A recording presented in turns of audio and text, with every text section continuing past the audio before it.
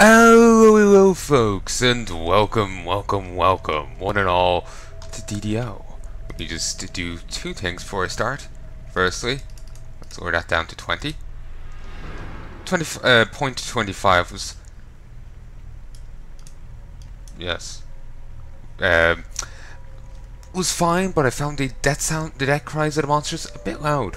Now, you may recognize this game from ages ago. I did a Let's Play of it ages back, and then I was actually quite concerned for quite a while that I couldn't actually do Let's Plays of it.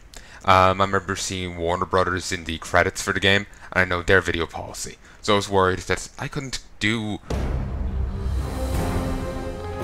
Okay, that's something a lot louder.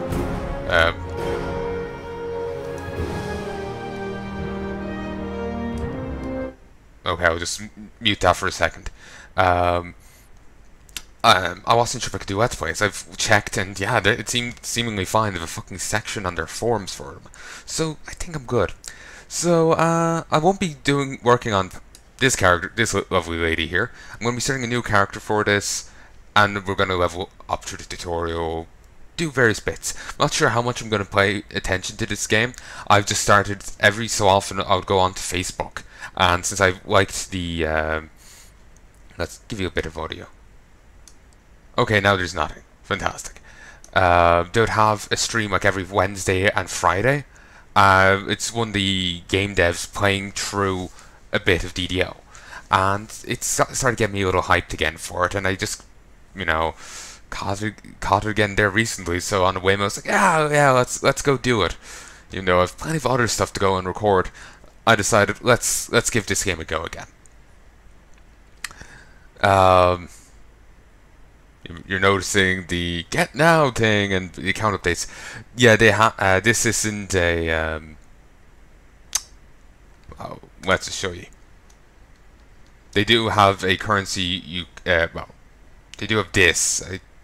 You can't buy it, but I do believe, at least under the system they had, I'm not sure if they still have it, there's a subscription system where you get so much every month, and you can spend it on various other things, like unlock these other races, even starting off with a hero character of sorts. You start off at like level 15. You can get shared bank stuff, which is new, I think. There's also monster manual stuff. Basically, you get...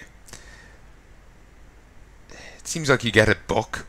It's empty, and as you kill enemies, you fill it. You have to kill so many of each type, and as you know, pass certain checkpoints, you get rewards. I think you start off with some issue of it. I was going to think you start off issue 1, but there it is there. So, not sure what I'm thinking of. Because I swear my character has one, and I never bought one. So, you can also buy more character slots. You might be able to buy more bag space. But, there's guest passes here, which aren't there. You can buy challenges. Yes, you can buy these challenges. You can also buy these other things. Now, there's free-to-play dungeons and stuff you can go through, but then there's these other stuff that if you want to do, you have to buy. The only one of the ones you have to buy I've done is an Acropolis, and that was what I actually had in the first playthrough of this. The first bit of footage I've recorded of it. Didn't actually finish it. I got so far into it, then I had that worry, and I was just like, let's not do anymore. So yeah, and interestingly, like for people, like, as you know, I play a lot of WoW, and for anyone who else is coming from WoW, you may be used to like going out into Elven Forest and running into other people. In this game, there's no such thing like that. It's like if you leave the city, you're in an instanced zone. You will only run into if you go in solo, you will only run into enemies and NPCs that want to talk to you or kill you, depending on what they are, or maybe both. You won't run into other players, is what I'm getting at. So, yeah, just, it's different to WoW in that way. Of course, if you go in with a group, then the only other players you'll find are those within the group. And you can go into an instanced area, like say if you're going into you know, Silver Pine Forest. You can go find not Showman's. You can find Blackfang Keep, or what was it? Shadowfang Keep. That's it. You can go find there. I'm kind of surprised there isn't a place called Blackfang Keep. Sounds fitting, but regardless, like in here, you'll go out into a field, then you'll find an orc fort or something, and you can go fight that. You know, function similar ways. You can also get hirelings here, but for some reason the lists are all empty. They used not to be, but let's close that. Let's go open you. No items. No items. No items. Not sure what's going on there. There's also crafting in this game, but I've never actually played enough tension or played this game long enough to actually get into it. Oh, there's this sale going on. It's kind of relevant to me. It's 15 to 25, and I'm going to be starting off with level 0, level 1. I'm not sure what you start off at in this game.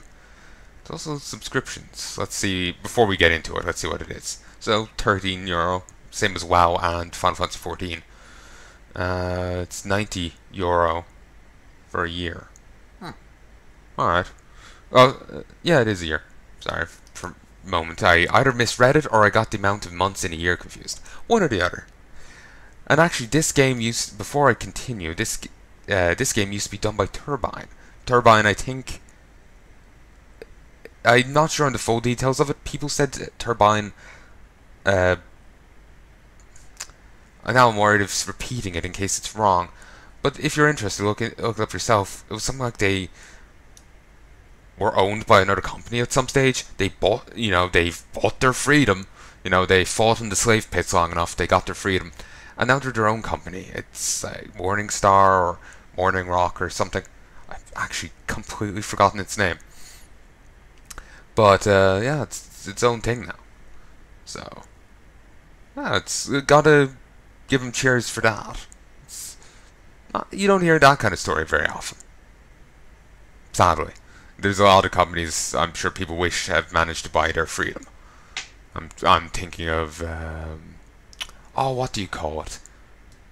The people that used to do Dead Space. I cannot think of their name right now. EA has stripped their name from my mind. How diabolical. But regardless, I'm looking them up right now. I'm sorry. This is gonna just utterly rot away at me.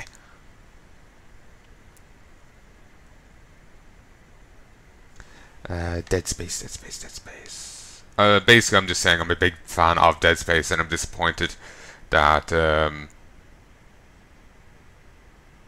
it's Visceral Games. That's it.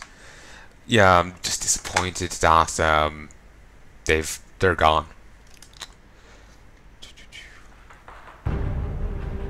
Okay, I didn't audio test it for this, so I'm not sure how well this is going to work. I only audio tested running around in that crypt you told me start off in. So here's hoping you can hear me. I'm sure it's fine. So there's 4 slots. Leap into the action with an iconic hero. These seasoned adventurers are well versed in danger and look the part. Choose this style to begin as a high level of character with custom gear, abilities, and a tale to tell. And it's all premium stuff. So there's this one. I broke my chains. The shadow will not catch me now. A little rogue who's thrown off the Netherese yoke and draws on innate powers of the Shadowfell to hide and to kill. Christ, you're big. Just a literal block of a person. A stalwart fighter, cut loose from active service, who can lead the charge with rallying battle cries. My disgrace means nothing. All for Comir. Or however you say it. Morning Lord. Morning Lord. My mind is just can't help but think, isn't that like some title Satan had or something? Anyway. My Amantor's light, victory be mine. A battle-ready cleric of the great sun god who wields holy power against the dark in all its wicked forms. Blade Forged. Forged anew, a shining beacon of your kind. A powerful, offensive-focused paladin transformed by the Lord of Blades into creation fires. Sorry, into fires of the Creation Forge. Sorry, it was Blade Forged. Is that a mustache or are those horns? I'm not sure. It's an interesting mustache. It's like a mustache that's migrated south for the winter. When our enemies scheme, someone must seek them out to keep our families safe. An arcane illusionist with an arcane for the fathomless darks of the earth. My bond compels me to seek out those that defy death and return them to rest. A dual-wielding ranger that hunts the undead. You can see more stats, some more details. Iconics begin at level 1 and have 15 levels worth of XP. You may choose to keep to the path, change classes as you see fit, and here's the stats they start off with.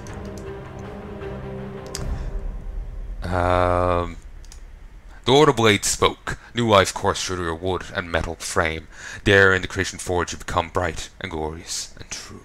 The way they treated your kind had filled you with rage, but no more. You are a beacon and a gleaming fist. You are Blade Forged, answerable only to your honor and your god. Somewhere nearby you hear fighting. The world is full of fighting, and fighting is what you do best. But I won't be doing any of these because they're premium features and I probably can't afford them. So we'll start off with melee. We'll go with a paladin. I'm sorry, I like paladins and shit.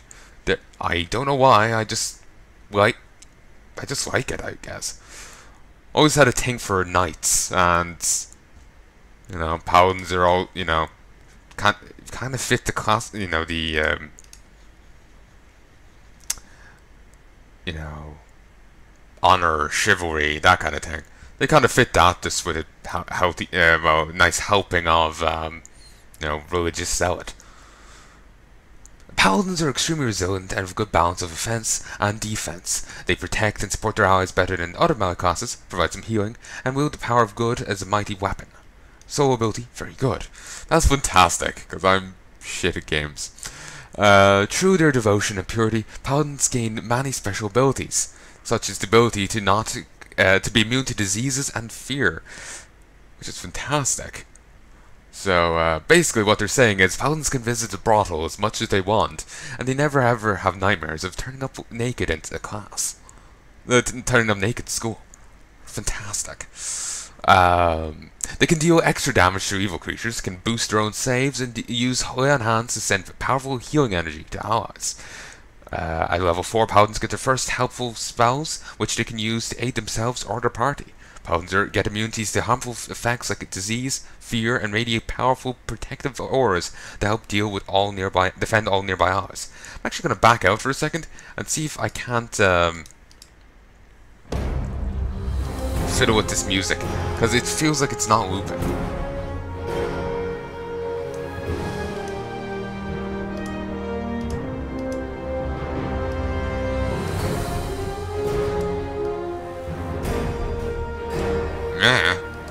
Alright, we'll just get on with it then, I guess.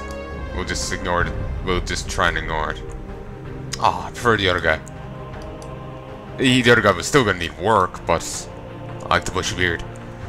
And here's the stats this guy starts off with.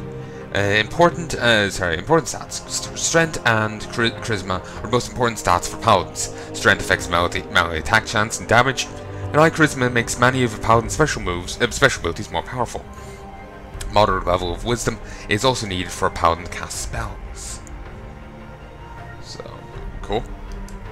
Path. Now, you can customize, or you can go by these. I'm not sure what I should do. The Mighty Protector. These noble paladins are the guardians of the party, protect weaker party members, and are able to raise the defensive capacities of all nearby allies considerably. The Flame of Justice. These aggressive paladins take the fight to the enemy, use their weapons and divine abilities to mercilessly destroy any evil they encounter. Truthbringer. Blend of offense and defense, Truthbringers approach battle with a stoic determination, just a role to fit the situation. Build your character from scratch, make your own choice for all stats and abilities. It's only recommended for advanced players. Okay then. When customizing a character, you have complete freedom to choose all stats, skills, feats, and spells for a character. You can design what you consider to be the perfect avatar. Yeah, just go with the Flame of Justice. After playing like Path of Exile and the like Grim Dawn, I've realised I'm not great at designing characters. Either that or I'm just shit at those genre of games. One or the other, maybe both. Like I would make a Templar in Path of Exile and drift heavily into Witches stuff, so I would have more minions, and I feel that gimped me a fair bit. But at the same time, I also had terrible resistances, and I only realised that when I finished the final boss of the game, of the campaign. So I'm not sure, it could go either way. It's just I'm used to WoW and resistances being there, but being worthless. And when I say being there, I meant like in like Wrath of the Lich King, the resistances were there, but they meant not.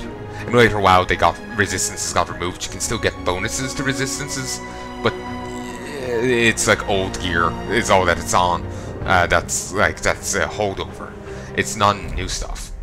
Now it's just like armor, either focus on strength and stamina. You don't need to worry about resistances in any capacity. But I've actually been really annoyed how this music won't keep going, because the weird audio hum, at least for me, sets in. Not sure if you hear it. I've listened to it on the iPad and it's fine, but then I listen to it up here and there's an audio hum. It's very annoying.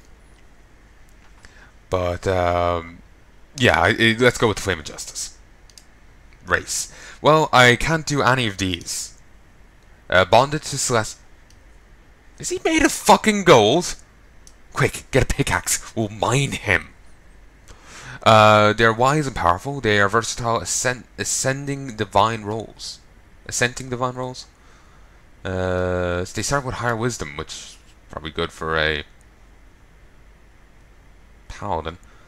Oh, meh. Wisdom modifies willpower and intuition. This stat affects will saves for all characters, spell access, spell points, and offensive spell power for clerics, druids, paladins, and rangers. Offensive spell power for favorite souls, and is also important for some monk abilities. They have racial traits, don't know what it is. Follower of the sovereign host. Bond of the protector.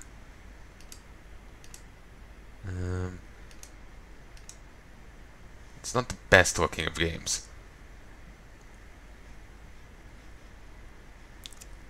It has been out for quite a while, if memory serves, but I don't know too much about it. Like, I think this came out in like '06 or something, and so it is an older game, but unlike WoW, it hasn't gone through any graphical updates. Dwarven stability, giant evasion, orc and goblin bonus. Dwarven stone cunning. Ah yes, as cunning as a pebble. Yeah, no. Let's just stick with a human.